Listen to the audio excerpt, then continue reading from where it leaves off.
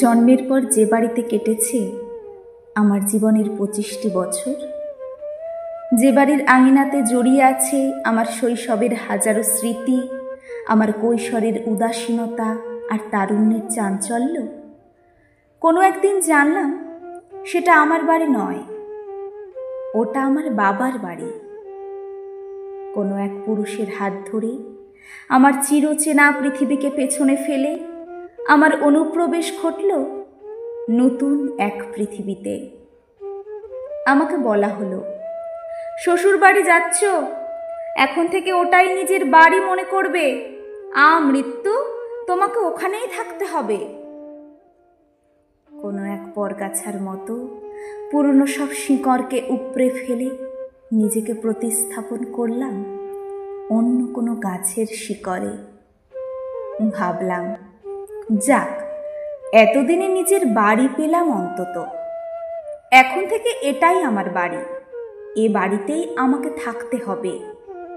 নিজের ভালো লাগা, মন্দ লাগা, ইচ্ছে অনিচ্ছে, সুখ দুঃখ দিয়ে আবারও সাজাতে শুরু করলাম নিজের বাড়ি।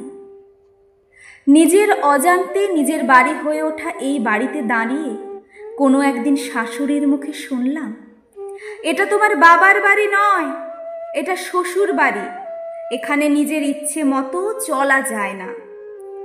শ্বশুর মশাইও গলা মিলিয়ে বললেন, শোনো বৌমা, আমার বাড়িতে থাকতে হলে আমার বাড়ির নিয়মগুলোকে মেনে চলতে হবে। মুহূর্তে বুঝতে পারলাম, এটা তো আমার বাড়ি নয়, এটা আমার শ্বশুর বাড়ি। সময় যেতে থাকলো, শ্বশুর মশাইও গত হলেন।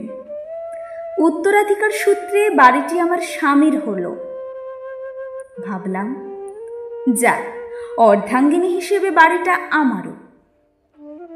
কিন্তু কই, পান থেকে চুন খসলেই স্বামীর কাছ থেকেও শুনতে হয়, আমার বাড়িতে এসব একদম চলবে না।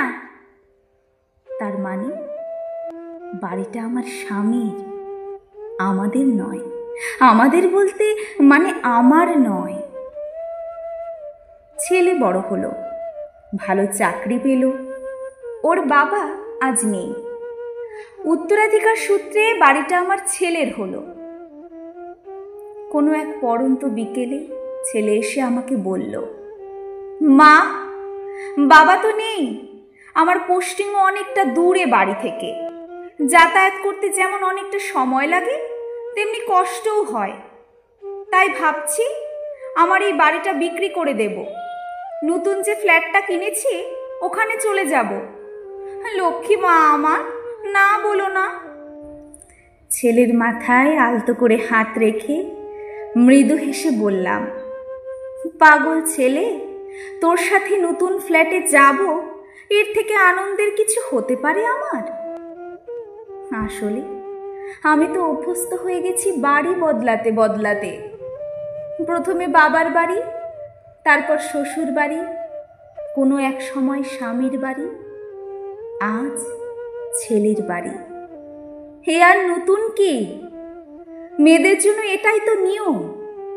অতীতে আমার মায়েরও কোনো বাড়ি ছিল না, আজ আমারও নেই, আর ভবিষ্যতে আমার মেয়েও কোনোদিন বাড়ি খুঁজে পাবে না।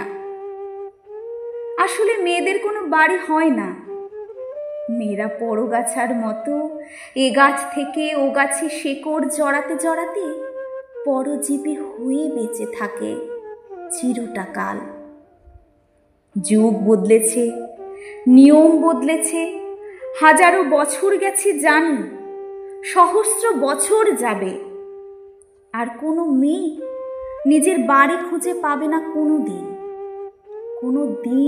বাড়ি খুঁজে পাবে না।